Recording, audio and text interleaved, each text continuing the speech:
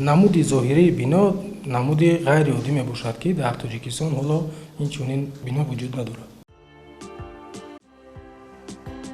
бо зиёд шудани шумораи аҳолии пойтахт бунёди муассисаҳои таҳсилоти миёнаи умумӣ зарур шуморида мешавад.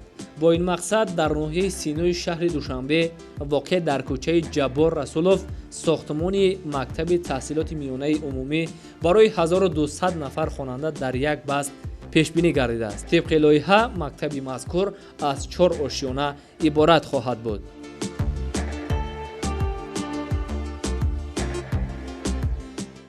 инчунин соли ҷорӣ дар ҷамъият як қатор биноҳои истиқоматӣ, биноҳои маъмурӣ лоиҳагирӣ карда шуданд. ҳамчунин бинои истиқоматӣ дар шаҳрҳои Хуҷанду Истаравшан, марказҳои хизматрасонии апартаментӣ дар шаҳри Истаравшан лоиҳагирӣ карда шуд ва дар шаҳри Душанбе ҳам як мактаби замонавие, ки зоҳиран намуди меъмориаш аз тамоми мактабҳое ки оддиян фарқ мекунад ва тамоми технологияҳои наве ки дар мактабҳои давлатҳои пешрафта истифода шуданд, дар ин лоиҳа мо пешбинӣ карда шудем, ки аз тарафи меъморони ҷавони мутахассисони ҷавони ҷамъият лоиҳагирӣ карда шудааст.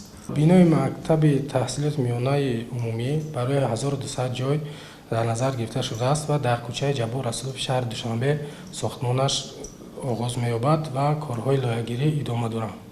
ҳатман ҳама вақте ки биноҳо лоиҳагирӣ карда мешаванд, дар ҷамъияти мо асосан ки муаллифи нақшаҳои генералии шаҳр ва ноҳияҳои ҷумҳурӣ муаллиф ба ҳисоб меравад, ҳамаи биноҳои минтақаҳо ба минтақаҳо ҷудо карда шудааст.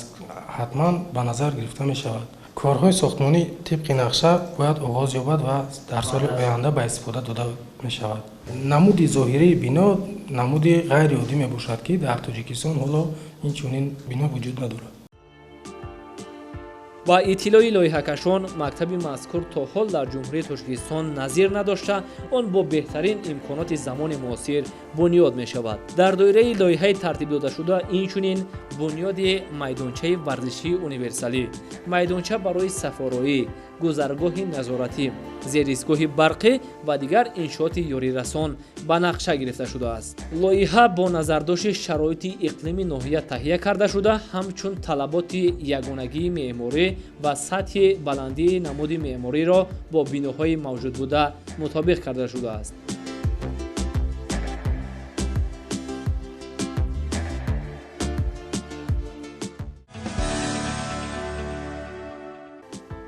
меъморӣ касбест, ки ҳамеша ба эҷод сару кор дорад. меъморон дар фазҳои эҷодӣ пайваста кӯшиш мекунанд, ки лоиҳаи наверо таҳия намоянд, то он аз ҳар ҷиҳат хубтару беҳтар бошад.